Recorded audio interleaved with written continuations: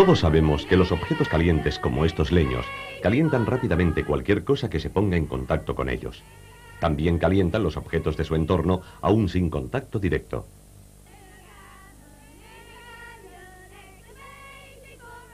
El calor va de las zonas calientes a las más frías y lo hace de tres modos distintos: por convección, por conducción y por radiación.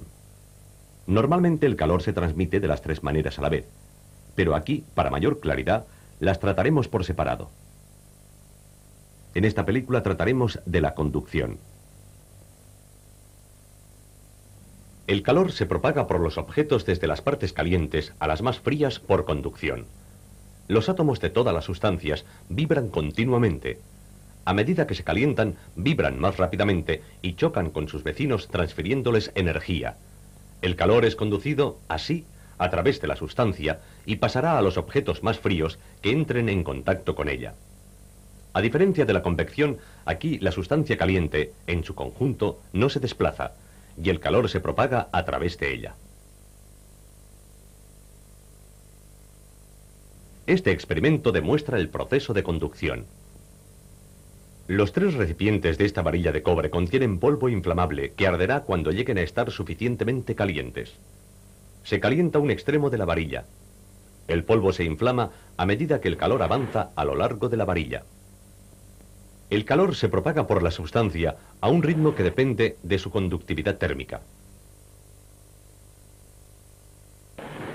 El cobre es un buen conductor. De hecho, todos los metales son relativamente buenos conductores, aunque algunos lo son más que otros.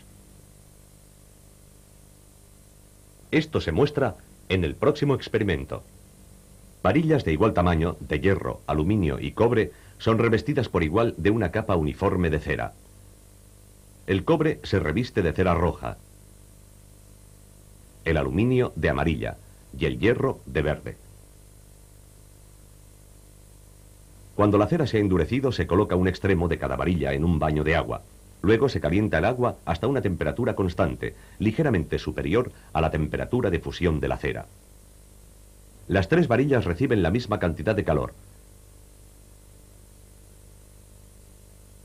Este avanza a lo largo de las varillas a una velocidad que depende de sus conductividades respectivas, y la cera se funde.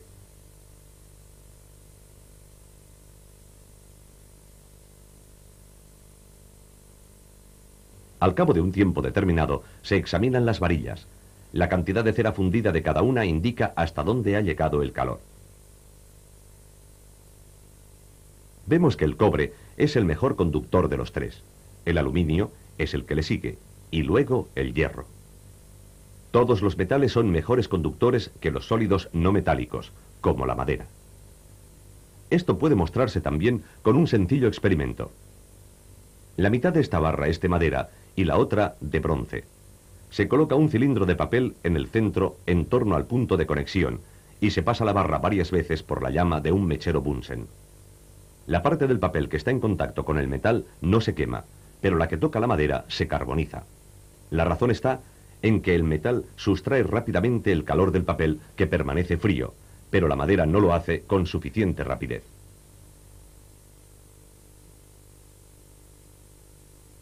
Todos los no metales son relativamente malos conductores, unos más que otros. Nos lo demuestran las reacciones de nuestra piel. Una alfombra produce sensación de calor a nuestros pies porque está hecha de un mal conductor. Pero a la misma temperatura, un suelo de baldosa produce sensación de frío porque sustrae muy rápidamente el calor de nuestros pies. Como los sólidos no metálicos, también los líquidos son malos conductores. Esto se puede demostrar con el agua. Se envuelve un trocito de hielo en una rejilla metálica y se coloca en un tubo de ensayo con agua. La rejilla hace que el hielo se hunda. Luego se calienta el agua de la parte superior del tubo.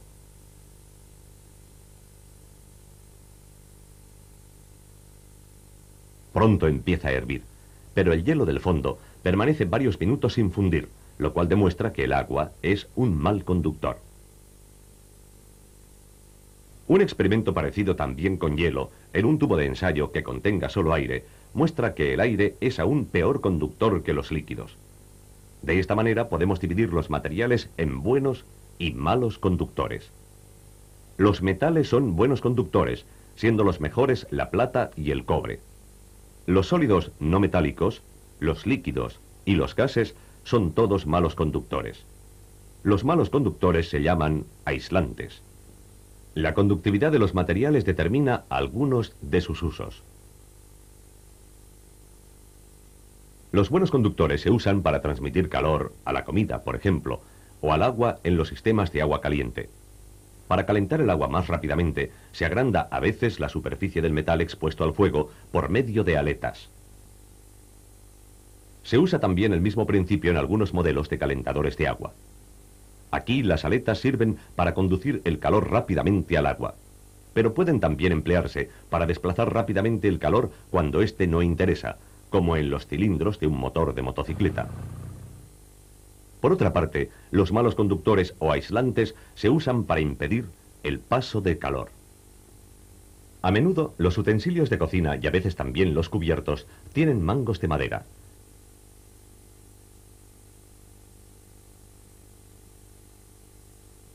Se usan guantes acolchados para coger las fuentes calientes del horno y también salvamanteles para proteger las superficies de las mesas.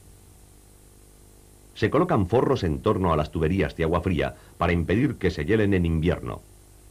Una característica de muchos materiales empleados como aislantes, como la fibra de vidrio, es que tienen gran cantidad de aire en su estructura y el aire es muy mal conductor del calor. La naturaleza ha provisto a muchos animales de este tipo de aislante. La lana de las ovejas contiene mucho aire entre sus fibras. La piel, la pluma y la pelusilla de otros animales contienen asimismo aire. Incluso los pelos de nuestra propia piel mantienen una fina capa de aire aislante pegada al cuerpo. La camiseta de malla también nos abriga porque aumenta la profundidad de esta capa, al contener aire en los agujeros de la malla. Los suéteres de lana nos abrigan sobre todo a causa de que las fibras mismas son buenos aislantes, pero también porque hay aire entre las fibras y entre el suéter y nuestro cuerpo.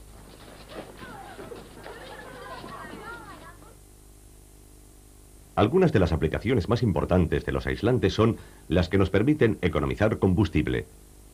En las cocinas, por ejemplo, el aislamiento ayuda a reducir la pérdida de calor y así se ahorra combustible necesario para cocinar. Los sistemas de agua caliente también suelen estar aislados, forrados para disminuir la pérdida de calor en las tuberías.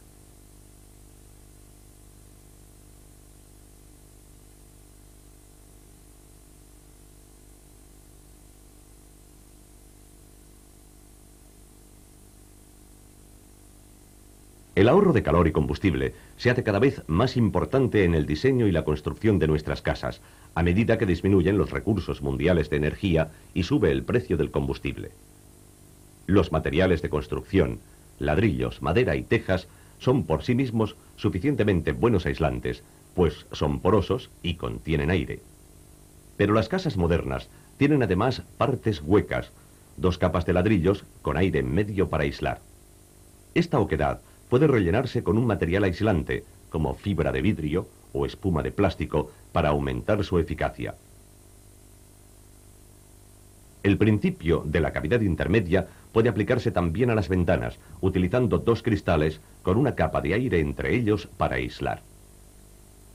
Las corrientes de convección en el interior de la casa hacen que el calor se dirija hacia el tejado, donde se echaría a perder. Por ello, el suelo del desván se aísla con una capa de fibra de vidrio. Esto ayuda a contener el calor dentro del área habitada de la casa. Es una de las formas de aislar la vivienda para reducir la pérdida de calor y economizar combustible. Ahora bien, los aislantes se limitan a restringir el flujo de calor por conducción. De ahí que los dispositivos que mantienen una casa caliente en invierno la mantendrán fresca en verano. Y en las neveras hay aislantes igual que en las cocinas, para poner límites al calor. La energía calorífica se transmite a través de una sustancia desde las zonas de temperatura más alta a las zonas más frías, por conducción. También se transmite entre sustancias que están en contacto. Los metales son buenos conductores y se usan para transmitir calor. Los sólidos no metálicos son malos conductores del calor y se usan como aislantes. Lo mismo puede decirse de los líquidos y los gases. Muchos materiales usados como aislantes contienen aire en su estructura. Los aislantes limitan el flujo de calor y ayudan a conservar las cosas o calientes o frías. Entre las aplicaciones más importantes de los aislantes está la conservación del calor, que nos permite economizar un valioso combustible.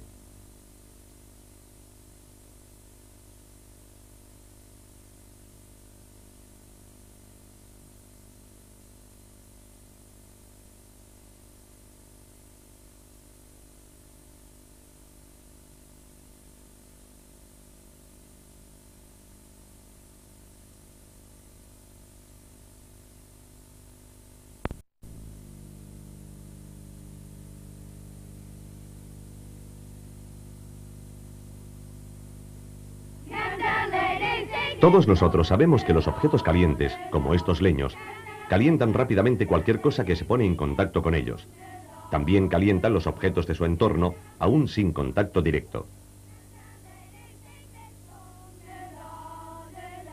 El calor va de las zonas calientes a las más frías y lo hace de tres modos distintos: por convección, por conducción y por radiación. Normalmente el calor se transmite de las tres maneras a la vez, pero aquí, para mayor claridad, las trataremos por separado. En esta película trataremos de la convección. Esta bola de hierro caliente nos ofrece una demostración del fenómeno de la convección. La bola calienta el aire que la rodea, y el aire se expansiona haciéndose menos denso, asciende y produce corrientes de aire. Un proceso fotográfico especial hace visibles estas corrientes. Las moléculas del aire caliente se mueven transportando la energía calorífica consigo. Esta forma de transmisión de calor se llama convección.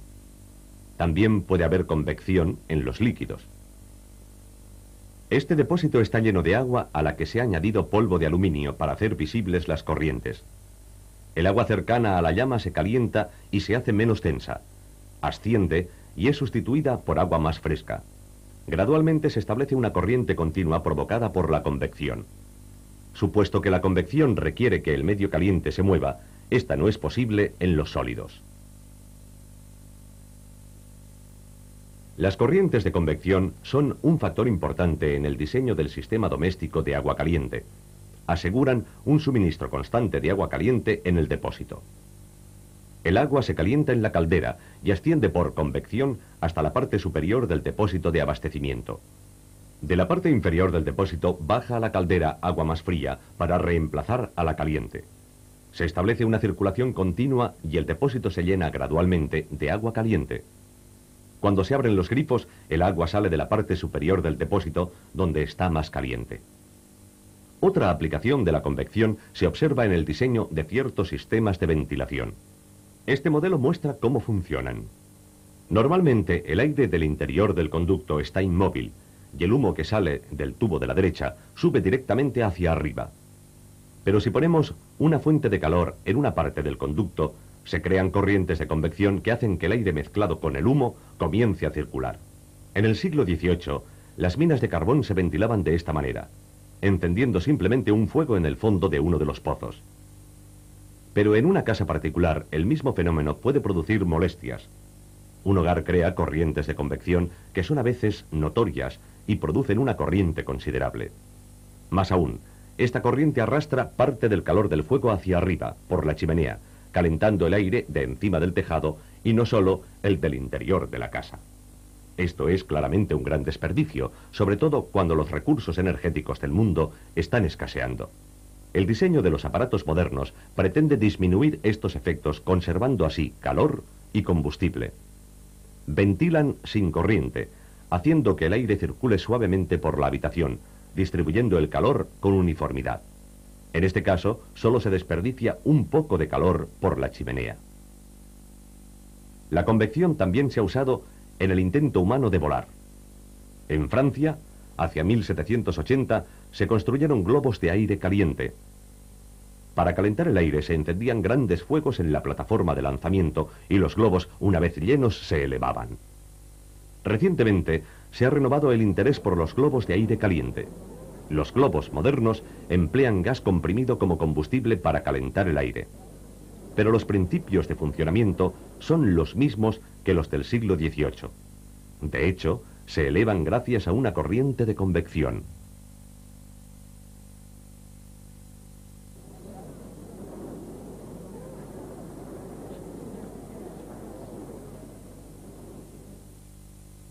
Los globos de aire caliente fabrican su propia corriente de aire por medio de la convección. Los planeadores, en cambio, han de aprovechar corrientes de origen natural. Estas corrientes naturales de convección se llaman térmicas.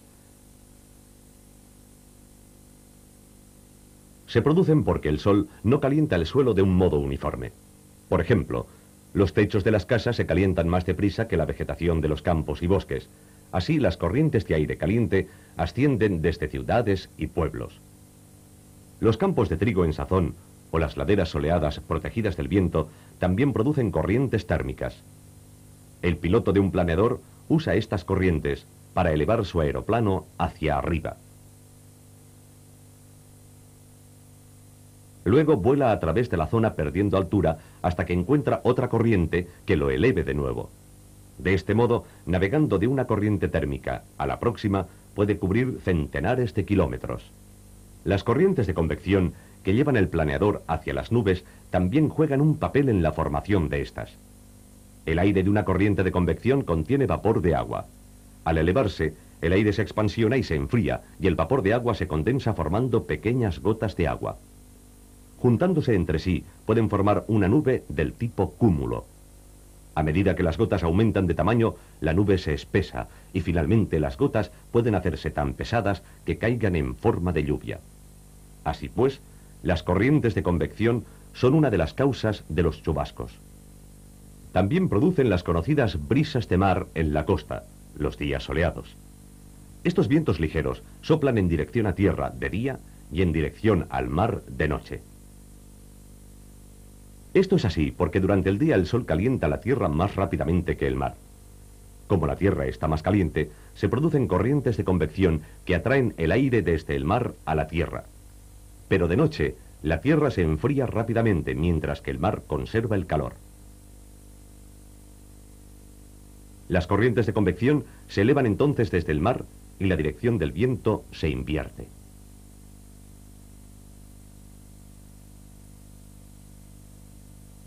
En los gases y líquidos, el calor puede transmitirse por convección. La causa estriba en que un gas o un líquido calentado se expansiona perdiendo densidad y asciende arrastrando energía calorífica. Tales movimientos se llaman corrientes de convección. Las corrientes de convección tienen gran cantidad de aplicaciones prácticas. En los sistemas de agua caliente, en la calefacción y ventilación y en el vuelo sin motor. Las corrientes de convección producidas por la naturaleza son también responsables, en parte, de algunos aspectos del clima.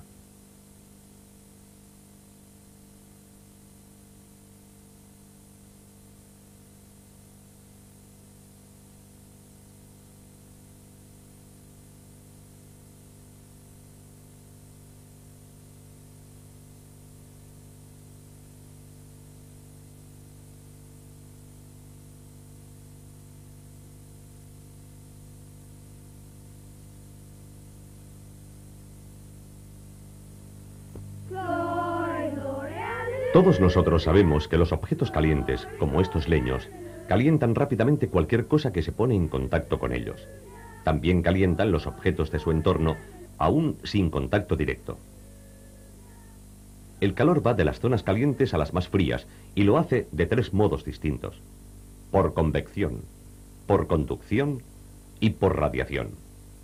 Normalmente el calor se transmite de las tres maneras a la vez, pero aquí, para mayor claridad, las trataremos por separado. En esta película trataremos de la radiación.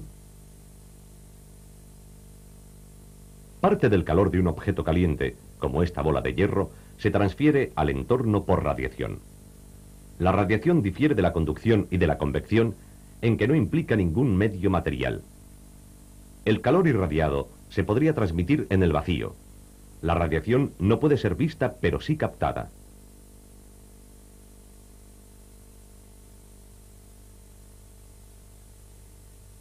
Este detector mide la radiación.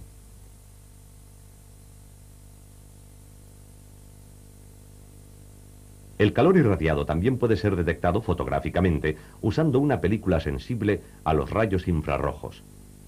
Estos rayos son un ejemplo de una forma de transmisión de energía llamada energía electromagnética. Estas imágenes fueron filmadas en la oscuridad. La radiación infrarroja de la bola caliente afectó la película produciendo esta imagen. Los otros tipos de rayos son los rayos de luz, las ondas de radio, los rayos X y los rayos ultravioletas que producen nuestro bronceado. La única diferencia entre todos estos rayos electromagnéticos es su longitud de onda, y a esta diferencia se debe su gran diversidad. La luz blanca producida por el Sol y por otros cuerpos muy calientes es una mezcla de rayos de diferente longitud de onda. Esto puede mostrarse haciendo pasar luz blanca a través de un prisma. Las diferentes longitudes de onda se separan produciendo los familiares colores del espectro. Los rayos de corta longitud de onda producen colores violeta y azul. Los rayos de una mayor longitud de onda producen los amarillos y los de longitud superior, los rayos rojos. Los rayos infrarrojos tienen una longitud de onda todavía mayor que la de los rayos rojos visibles. Su presencia puede mostrarse con este detector. Cuando se hace pasar por encima de la parte visible del espectro, el galvanómetro señala lecturas más bien bajas. Pero cuando el detector pasa más allá del extremo rojo del espectro, la corriente aumenta sensiblemente, mostrando la presencia de una fuerte radiación provocada por rayos infrarrojos. Los cuerpos calientes, como la bola de hierro, desprenden rayos infrarrojos que el ojo no percibe. Pero los cuerpos muy calientes, como el Sol, producen a la vez rayos infrarrojos y radiación visible. La luz y los rayos infrarrojos tienen muchos rasgos en común. Ambos pueden ser reflejados y enfocados usando espejos apropiados. Esto es fácilmente demostrable en el caso de la luz. Se coloca un espejo cóncavo en una caja de humo que tiene agujeros para dejar pasar dos rayos de luz.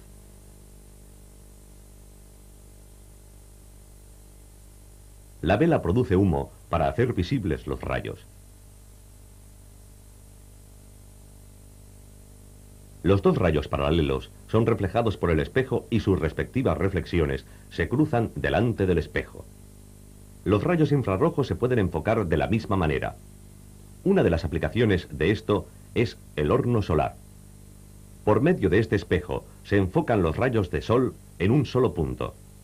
El calor de los rayos infrarrojos se concentra en este punto y hará hervir enseguida el agua del matraz. En los países calientes, los hornos solares pueden usarse para cocinar.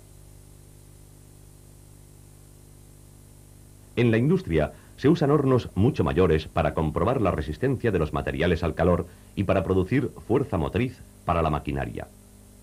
Los espejos están efectivamente entre los mejores reflectores de radiación. Los distintos tipos de superficies reflejan o absorben la radiación en grados diferentes. Las superficies brillantes y lustrosas reflejan más radiación de la que absorben, y las superficies oscuras y mates absorben más de la que reflejan. Ocurre lo mismo con los rayos infrarrojos. Esto se muestra con un sencillo experimento. Estos dos matraces contienen aire, y el nivel del líquido en los tubos en forma de U se alterará cuando los matraces se calienten por medio de la resistencia. Después de unos minutos, el nivel del líquido de los tubos en forma de U ha cambiado, y el nivel del líquido correspondiente al matraz oscuro ha cambiado más que el del blanco. Esto se debe a que la superficie oscura absorbe el calor más rápidamente que la clara. Este hecho se utiliza en el diseño de tanques de almacenamiento de petróleo, que se bruñen para reducir su absorción de calor. Algunos edificios tienen tejados de aluminio brillante con el mismo fin. Superficies diferentes no solo absorben el calor de modo distinto, sino que también irradian de modo diferente. Estas dos teteras lo demostrarán.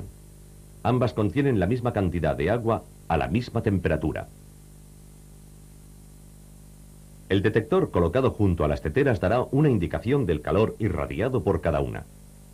La oscura da una lectura más alta que la brillante. Irradia más calor.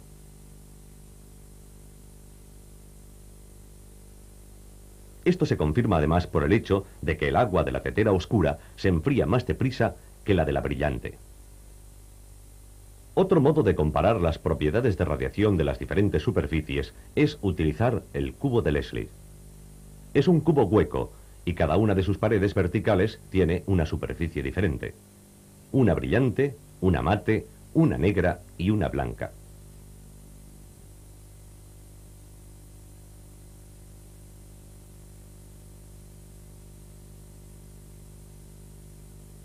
El cubo se llena de agua caliente y el calor irradiado por cada superficie se mide con un detector. La superficie negra da una lectura alta, la mate también. Ambas irradian mucho calor. Pero la superficie blanca da una lectura baja, así como la brillante. Irradian poco calor.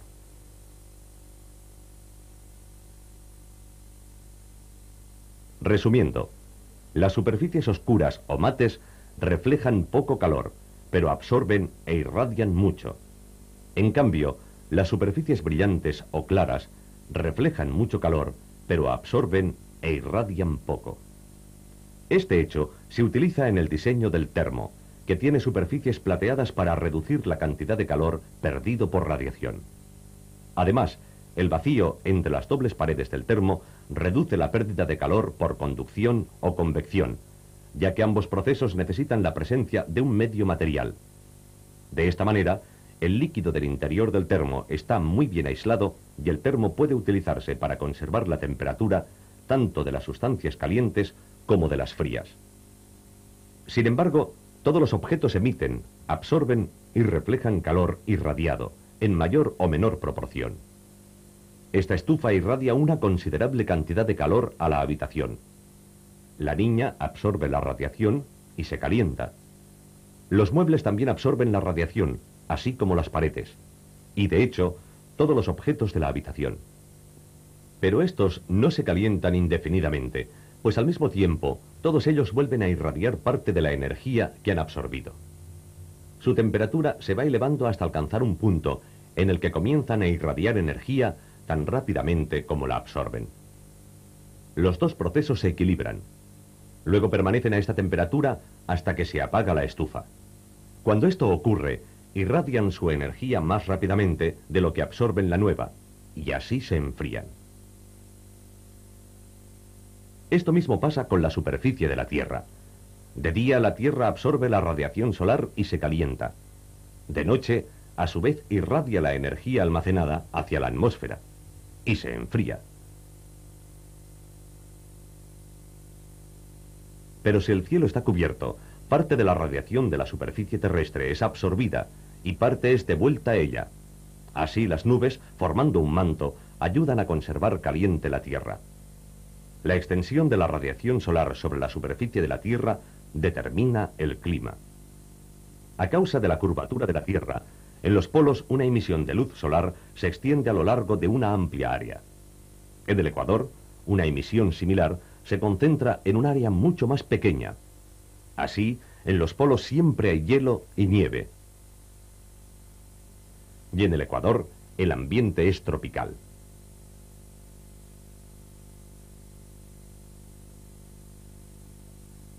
Un cuerpo caliente transfiere parte de su energía en forma de rayos infrarrojos invisibles.